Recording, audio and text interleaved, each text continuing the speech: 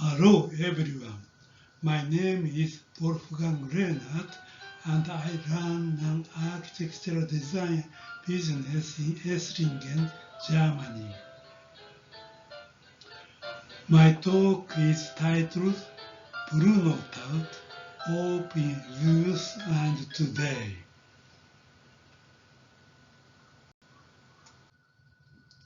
Esslingen is a suburb of Stuttgart located 10 km southwest of Stuttgart. The Neckar River flows through the city.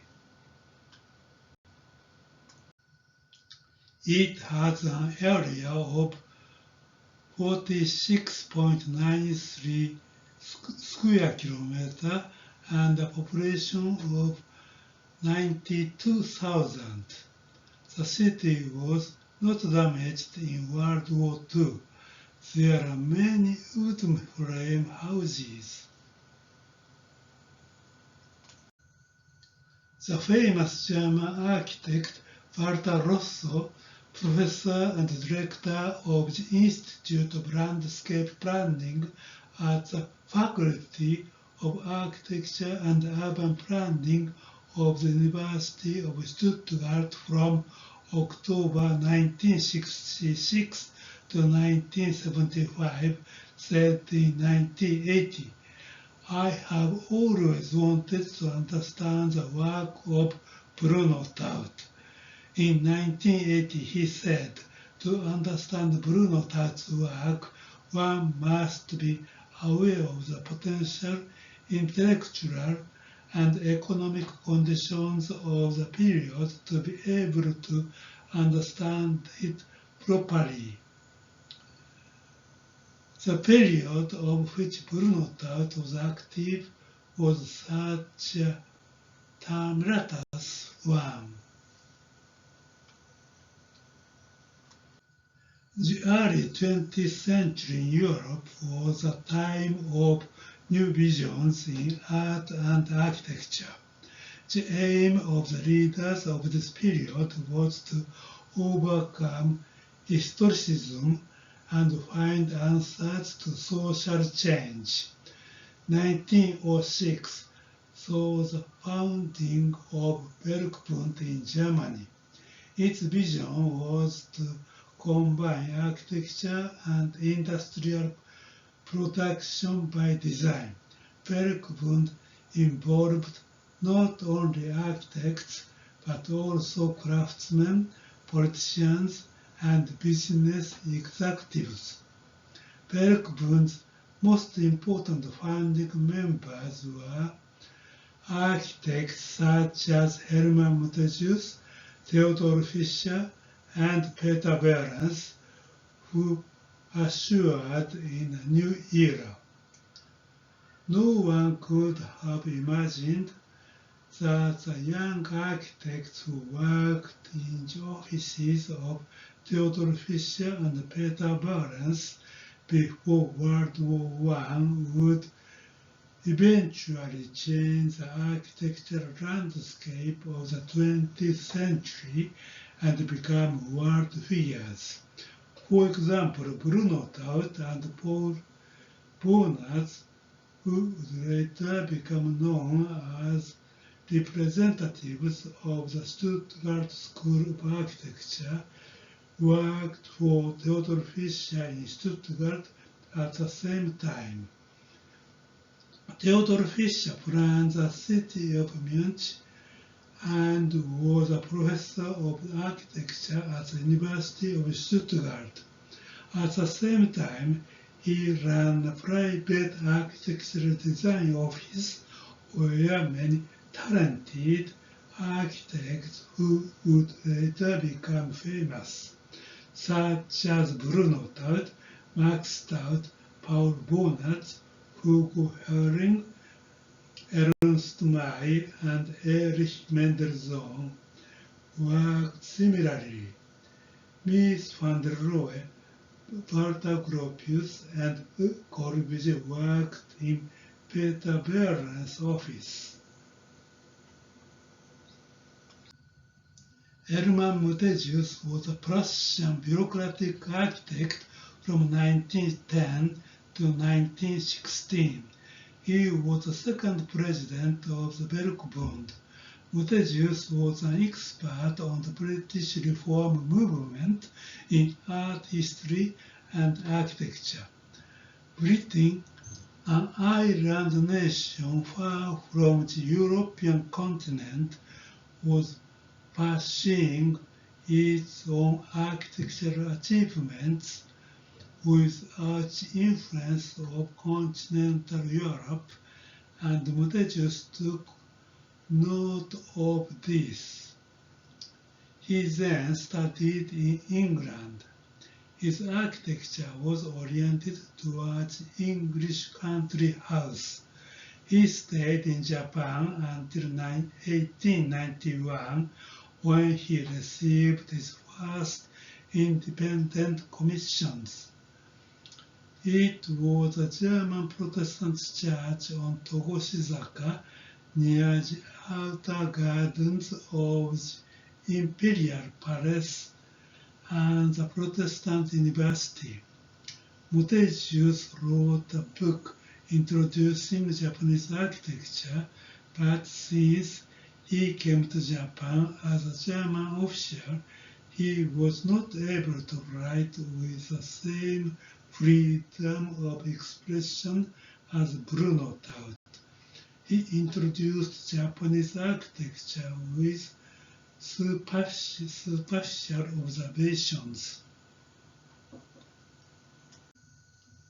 The founders of Bergbund were very attractive to young architects. Bruno Taut began working in 1906 in the private office of Stuttgart University professor Theodor Fischer. He married Hedwig shortly thereafter, and their son Heinrich was born in Stuttgart in 1907. Working for Theodor Fischer, Taut was completely taken by Fischer's architecture. Fischer too understood this brooding and at the same time impatient young architect. Fischer considered Taut his best pupil and repeatedly gave him small jobs to supplement his income. He also made sure that Taut was free to spend his afternoons. In 1906, with the support of Theodor Fischer, Taut was able to begin his first independent commission. It was a renovation of the village church of Unterlechingen near Stuttgart. At first, only the damaged organ was to be removed from the church. However, Bruno Taut also planned to change the pew arrangement. In addition, he moved the altar back into the chancel and planned in an octagonal altar podium. The colors was dark green pews, light blue walls, and a reddish-brown ceiling. On the day of the inauguration, Bruno Taut wrote in his diary, "A beautiful day. My first work is finished." The peasant church in Unterlechingen is resplendent in strong colors. In 1908, Bruno Taut returned to Berlin and opened a private architectural design office. At first, there were only small commissions. Theodor Fischer tried to help Taut and entrusted him with the design of the colorful interiors of the University of Vienna. Bruno Taut had been drawing the blueprints for the University of Vienna since 1906. After the end of World War I, beginning in 1918, a generational shift took place at Bergbund. Representatives of the new architectural movement, such as Walter Gropius, Bruno Taut, Mies van der Rohe, and Erich Mendelssohn became key figures. 1920s, this generation established the vision and basic principles of modernism and a new international style. International style architecture was born during a period of pessimism after Germany's defeat in World War I. It was a style of architecture that rejected nationalism and focused on how the world should be. It was a movement to create a common architecture that could be used in any country in the world without ethnocentrism. The Weissenhof Siedlung in Stuttgart is one of the highlights this period and movement. Outstanding architectural works of the period include Walter Gropius' Fargus shoe factory in Alfeld in 1911, Bruno Taut's glass house at the Bergbund exhibition in 1914, and Einstein Tower designed by Erich Mendelssohn and built in Potsdam in 1920. I'd like to add that Erich Mendelssohn, who realized examples, and Mies van der Rohe, who created one of the most important works of modern architecture, the German Pavilion at the Barcelona Pavilion in 1928. With the support of Theodor Fischer, Bruno Taut received a much larger commission in 1908, the construction of a new turbine powerhouse in Harkoldberg. The owner of Harkoldberg was Karl Ernst Osthaus, founder of the Folkwang Museum and patron of many young artists. Bruno Taut was also a benefactor, receiving great personal assistance and friendly cooperation in his subsequent new architectural endeavors. The classic design of the turbine house includes some framed windows and lintel arches in the twins area. The building's material is brightly colored Ruhr-Kohlen sandstone. It is a very hard material, dark gray with red veins running through it. Harcourt's industrial building was the starting point of a design phase in which Taut began to liberate himself from the picturesque and domestic architecture of Theodor Fischer.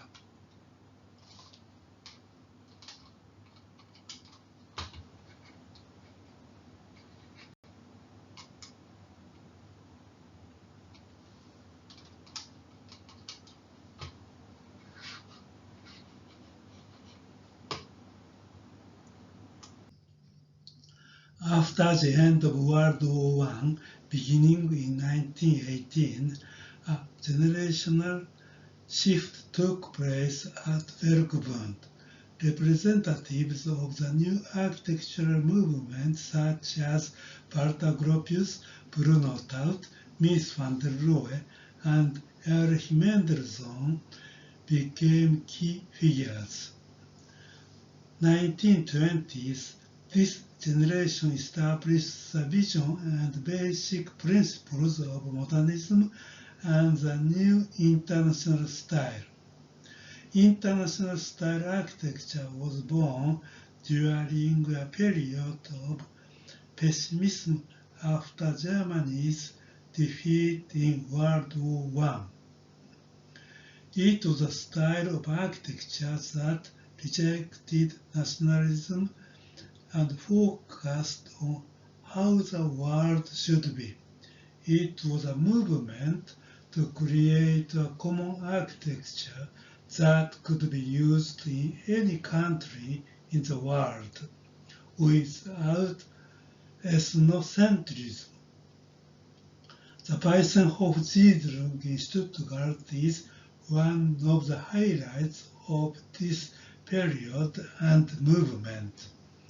Outstanding architectural works of the period include Walter Gropius' Fargus shoe factory in Alfeld in 1911, Bruno Taut's glass house at the Bergbund exhibition in 1914, and Einstein Tower designed by Erich Mendelssohn and built in Potsdam in 1920.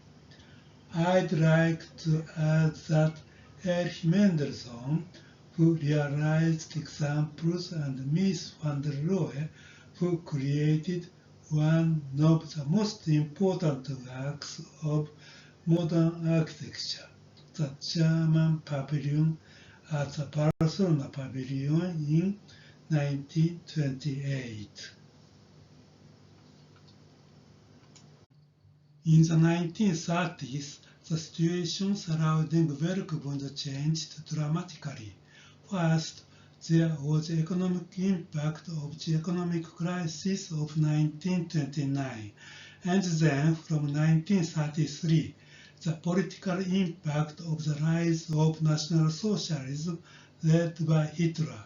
In 1938, Mies van der Rohe dissolved Bergbund due to the restrictions of National Socialist ideology and the persecution of Jews. World War II broke out. As a result, prominent Bergbund architects had to leave Germany. Bruno Taut, like Erich Mendelssohn, fled in early 1933. Bruno Taut first came to Japan as a fugitive and was able to settle in Turkey in 1936. Jewish architect Erich Mendelssohn fled to Palestine, worked in Tel Aviv, and emigrated to the United States in 1941. In 1934, the National Socialists designated the Bauhaus, led by Walter Gropius, as a Marxist church. After this attack, Walter Gropius emigrated first to England and then to the United States in 1937. There, he became a professor of Harvard University, where he worked with Konrad Wachsmann. Mies van der Rohe also left Germany after the dissolution of the trade unions, emigrating to the US in 1938. He became director and architect of Almore Institute in Chicago. Later, this became the now well-known Illinois Institute of Technology.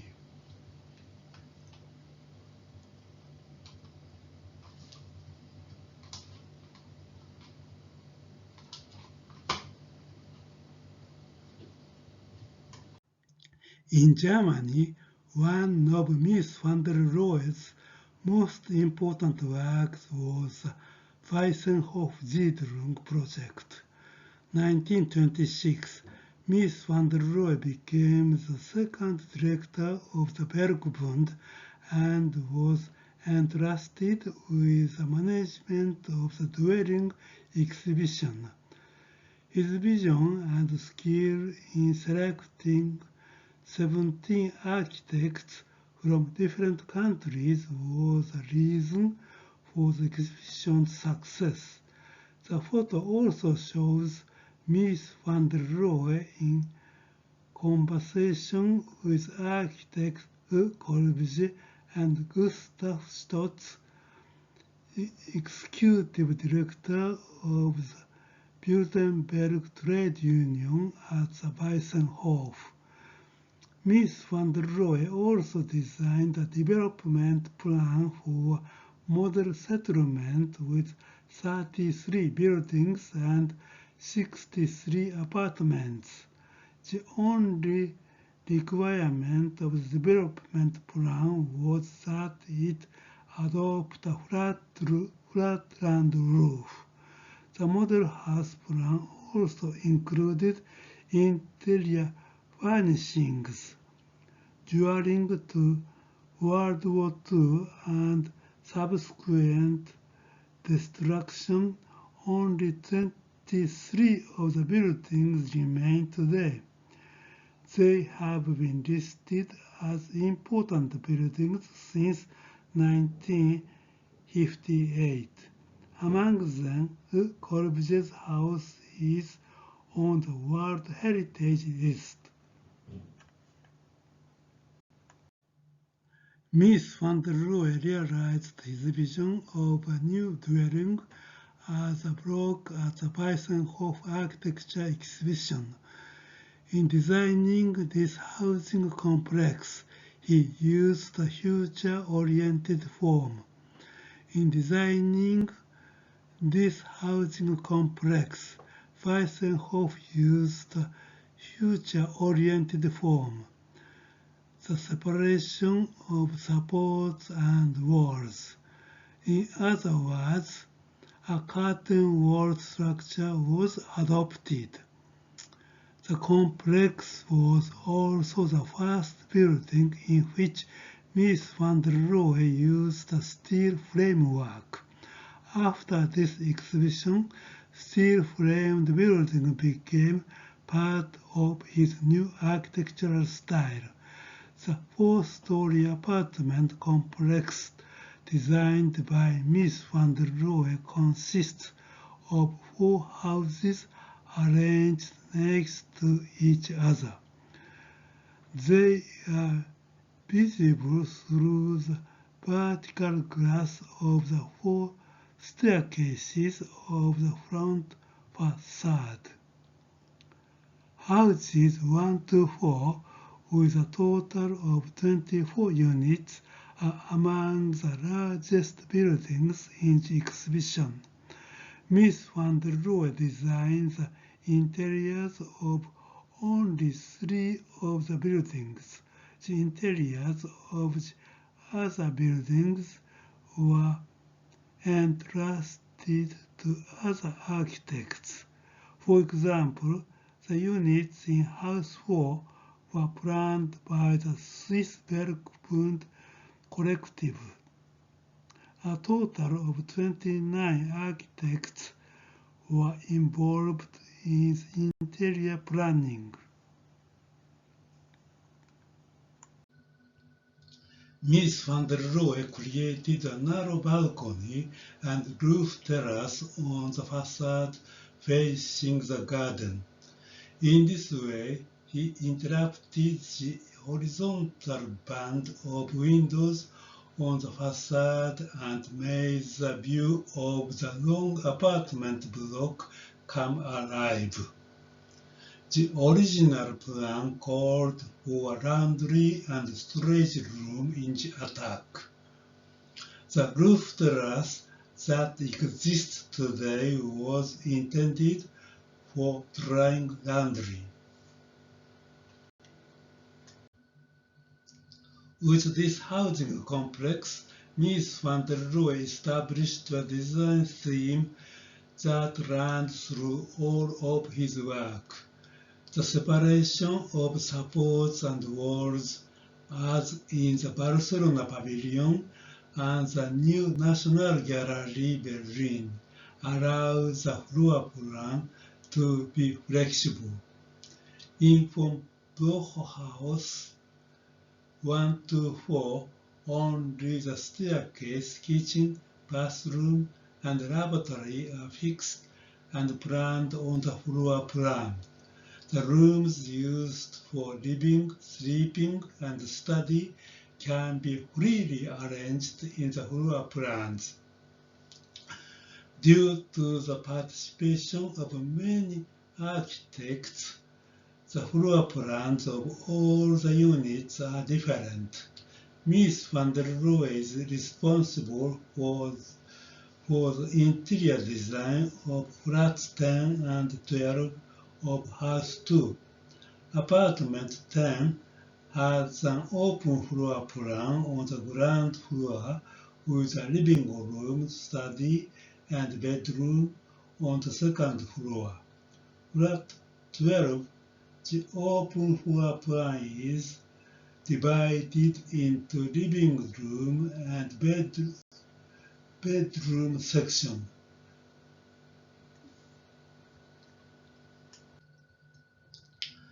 The housing complex of Markstam and Mies van der Rohe was the only house with backless chair furniture when it was exhibited at Weissenhof in 1927.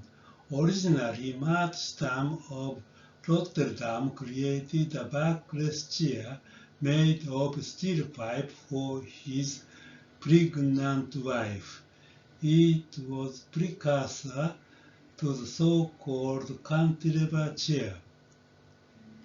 Markstam reported this construction to Mies van der Rohe in 1926. Mies found the chair's connection to the sleeve ugly. Mies commented that it would be nicer if it were at least rounded and sketched the arch. He simply bowed his hand over Stamp's sketch and a new chair was born. The chair became known as the Weissenhof chair. Its construction was a 25 mm diameter steel pipe covered with iron stringing and wicker work by Lehenrt, as shown in the photo. One of the goals of the Werkbund exhibition was to experiment with new building materials and construction methods for this purpose. Mies van der Rohe built a housing complex with a steel skeleton structure. The space between the steel columns was filled with bricks for exterior walls. The bricks fit into the steel spacing. This saved space. To improve insulation, the inside was covered with a 4 cm thick layer of tropholium insulation. Tropholium is an insulation material made from peat. In 1929, the Reichs Forschungsgesellschaft für Wirtschaftlichkeit im Bau- und Wohnungswesen published a report on the Weissenhof-Siedlung. The report contains, among other things, the first findings on the service life of the newly adapted construction method. The steel skeleton construction method used by Mies van der Rohe was visible from the facade, and the lack of exterior cladding exposed various insulation and exterior wall materials to high temperature fluctuations. Exposure to high temperature fluctuations. This results in severe changes, especially in length. As a result, the plaster on the exterior walls failed to absorb the stresses, and cracks developed along the steel columns.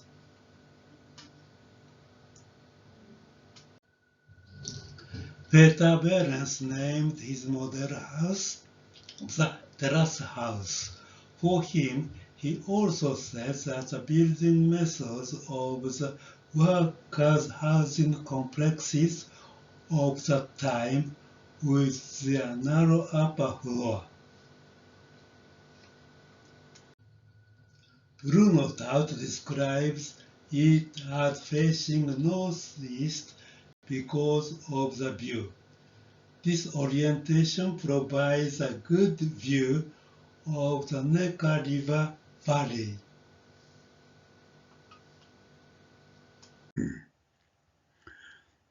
The houses of the Weissenhof-Siedlung became internationally famous as symbols of modern life and new architecture. This fame continued even after the exhibition closed in 1927.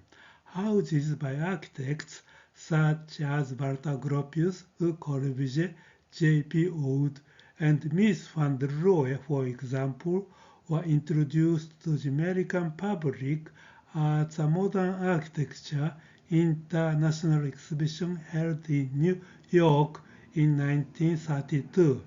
At the time, no one could have imagined that the Weissenhof-Siedlung exhibition in Bergbund, despite its great success, would fall into disfavor a year later.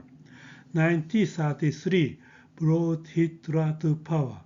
German National Socialists dubbed Weissenhof-Siedlung the Arabic village because of its white and roofed balconies. The Nazi propaganda carried the day, and the disgust for this modern architecture was so great that the settlement was slated for demolition in the 1930s. The order was forgotten once the war in Europe began. Contrary to National Socialist expectations, the Weissenhof-Siedlung will celebrate its centennial at the International Architecture Exhibition IBA 27 in Stuttgart in 2027. Bruno Taut also said politics should not interfere with art. I talked about Bruno Taut's activities in his younger days. Bruno Taut built many workers' housing complexes in Berlin and became famous. When Siedlungs were registered as a World Heritage Site. However, in his younger days, he designed churches, factories, and university buildings. Thank you very much for attending.